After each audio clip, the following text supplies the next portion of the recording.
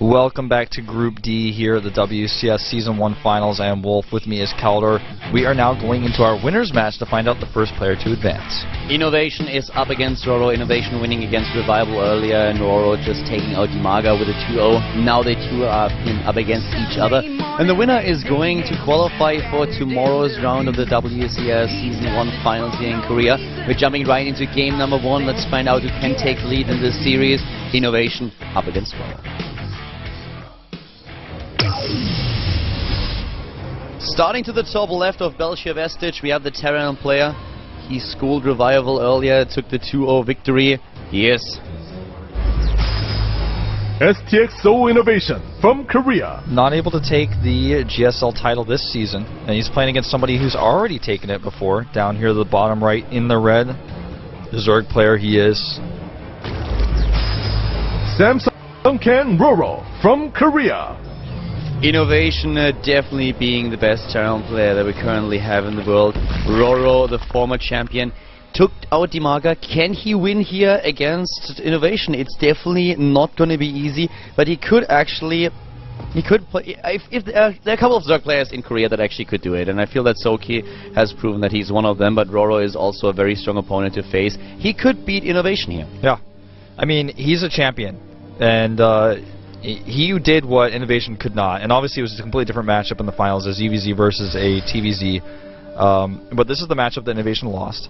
Obviously, it took a lot of Zergs down on his way there, and he nearly took the finals, taking a 3-0 lead, then losing 4 games in a row. Oh, that was crazy. It was crazy. Even though I just told you the results, I don't care. Go watch the VODs if you didn't, because I was one of the guys. I walked out.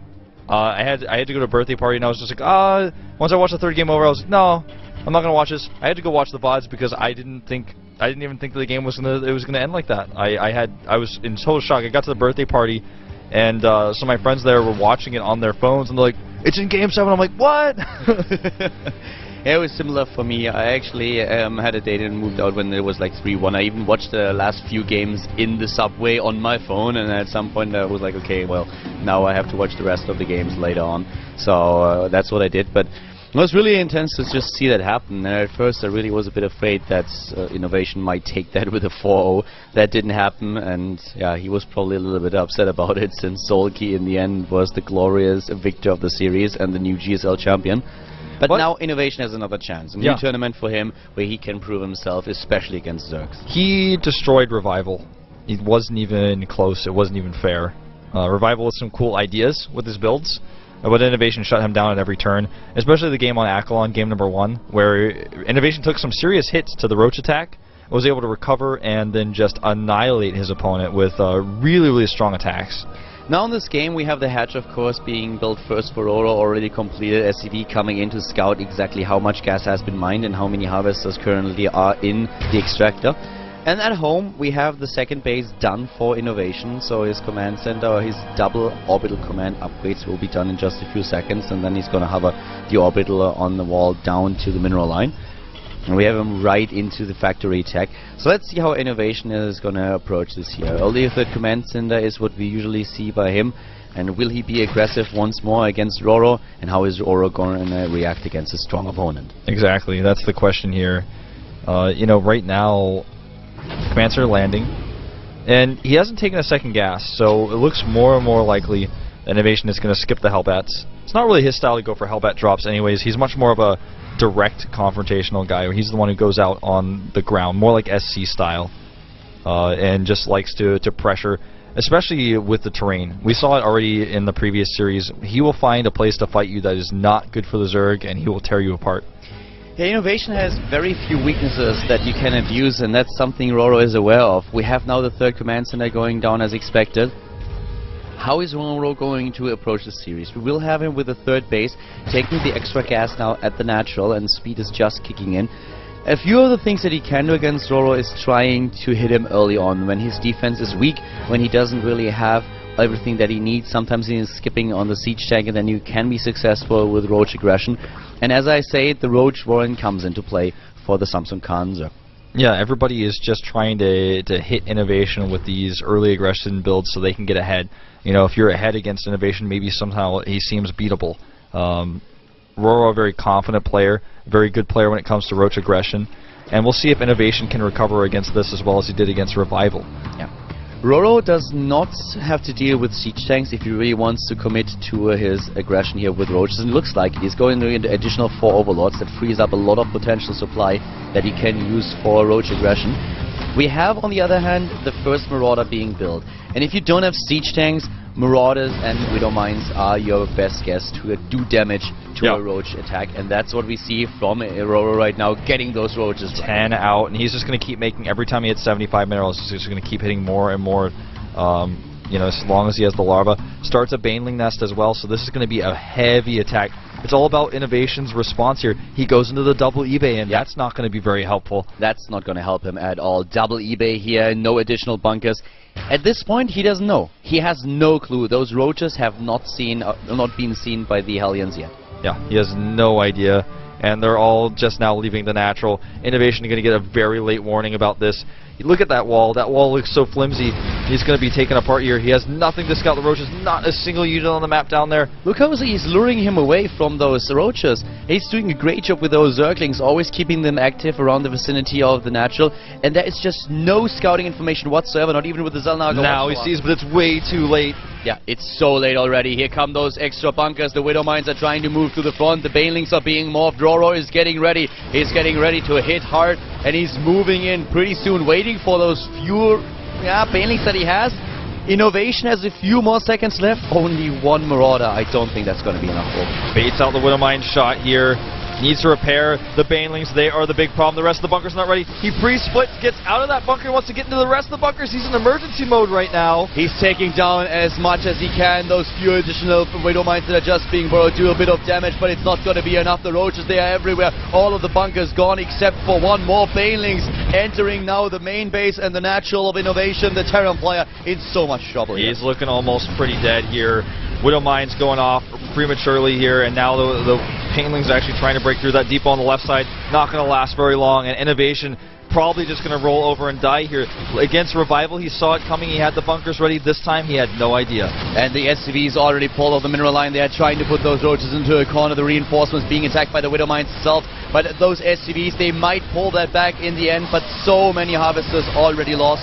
And we have Innovation Roro completely joining up behind this. So many harvesters lost, attacking the gas now, further limiting the income of his opponent. This Innovation is just huge attack. He's transitioning here is going to be so difficult because he doesn't have economy. Oh, what a great split once again with the Zergling here. Beautiful. Really good job. 65 harvesters against 26. There's not a lot of army for Innovation. No army, no economy. You know, he has a 3rd command center just like last time, but last time he recovered from the attack already, you know, at this point, almost back up to normal. In this particular game, he's almost half the supply of Roro. Yeah, Roro did a lot more damage to Innovation than Revival did earlier, and there was not such a huge difference in the harvester count. So in total, harvesters killed, if you look at it, 26, which is quite incredible. And 75 to 34 right now, harvesters. Another thing that I want to point out is that Roro doesn't hesitate to get that macro hedge. So lava is not going to be an issue for him. Innovation is in a lot of trouble here, and Roro knows that he has a lead. He's immediately taking a 4th base because he knows that he can. There is just not a lot that Innovation can do at this point. Yeah, I mean, his micro in the previous series was godlike, but you know, no amount of micro gets you out of this situation. It's all about the decision making you get, and really, the best way for Innovation to win this game is to hope for Roro making mistakes while he plays perfectly without making any mistakes of his own. That's all he can hope for. Yeah, and that's something that is actually used to, playing perfect, I mean. That's what he usually does, and he can do it here, so Roro is far ahead in the game. That is a fact. But at the same time, Roro, if making a mistake, could allow Innovation to sneak back into the game. So Roro has to just cover all the spaces. That's why we see the Overseer heading into the main base now, just checking out everything, trying to find out what's going on here. Comebacks are definitely possible in StarCraft 2. We saw it just earlier with Damaga versus Roro. Damaga having almost a royal flush in his hand, and Roro still being able to take him out there. 4th base nearly done. We also have more Overlords being built since Roro was supplier blocked for a short time twice, and he wants to avoid that. Perfect timing on the 2-2, by the way, from Innovation. That's going to put him ahead. And we had 1 Reaper made. Not sure what the story on that is. Probably an accident. Yeah. What Roro is going to do here, you can already see on the production tab, he is going to go for a second wave. It's just getting those upgrades out and will attack once again with roaches and with banelings, this time with the additional speed, and this is going to do quite a lot. But first of all, he has to deal with his army here. Yep, Reaper gone. Widowmine's well split here. The second wave of roaches coming down. He's going to want to lift up and get away. He kills a lot of harvesters here. Sends the roaches in one by one. He's trying to snipe that base though, and here come those Widowmines doing damage. He has no detection right now. Getting those overseers over as we speak, but trying to at least scouting the third base. Innovation saying, no way, I can't hold this base right now. He had to lift it. He's even moving it away. He knows that with that many roaches, he absolutely cannot try to mine from it. There's the Overseer, a little bit late, but he will be able to clean up those Widow Mines. That minefield not going to last too long. Yeah, but before that, he will get additional shots off, and the Zerglings are here to bait out, of course, the cooldown. And here we have the drop once again, but the Banelings are already preparing to bust in the front once more. You know, you say bust in the front, but the wall, he never even rebuilt it. He's just going to walk right into the main base, most likely. Widow Mines are gone now. A 50 supply lead here for Roro. Roro is rolling down those Banelings, and he is soon to have the speed upgrade for not only the roaches, but also for his Banelings. That's what we have right now, nearly doubling his opponent's army supply. Yep, another drop coming down here. This time will be deflected by a queen. There's no wall here. He needs to split the Widow Mines. He's trying to burrow them here. Only one bunker. Can he target those Banelings down? It surely doesn't look like it. He's targeting down the Widow Mines now. The Overseer is granting detection. The rest of the army is just busting in. And this is Innovation dying a painful death to his opponents. Those STVs are just a goner against all those Banelings, and the roaches alone can now bust up the ramp. Yep. Widow Mine's here not even burrowed because he knows that he doesn't want to attack the Banelings while they're going to go into the wall. He wants to wait for the roaches to come in. Then he burrows them, but it still doesn't matter. Roro is on the verge of taking this game against Innovation, taking game number 1 in the series. He targets down the starport here, making sure that there is no additional medevac support for Innovation any longer. But once again, the Terran player holds them. We have 3 bases against 2, but at least the main base is safe for now. Yeah, main base safe for now, but how much longer can he really pull this off? I mean, the invincible man here, not looking so invincible.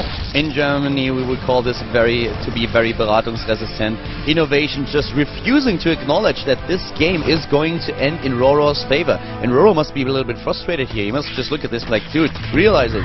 You have lost. Yes, you can hold this a little bit longer, but just die. Please die, because I don't want to make a mistake and then in the end maybe even lose the match here. Yeah, or even get into his head so that in game number 2, Innovation, he just has like this one-up on him because Roro's frustrated about having to stay in the game this long. But you know, the +2/+2 is now hitting, and Roro, with even the upgrades that he then will have, is just not gonna lose this game. This is not gonna happen. But this is how good Innovation is, being down half of his opponent's supply for about 10 minutes and still fighting tooth and nail. That's the type of opponent that we're dealing with here. He doesn't give up, and why would he? He had so many comebacks in his gaming career already, and he is just an amazing player. He knows there is always the opportunity to just capitalize on mistakes your opponent makes, and he himself plays such a like this great bait game. here with the Widow Mines. Yeah, but even the Widow Mine hit that takes down most of the Zerglings is not going to change things.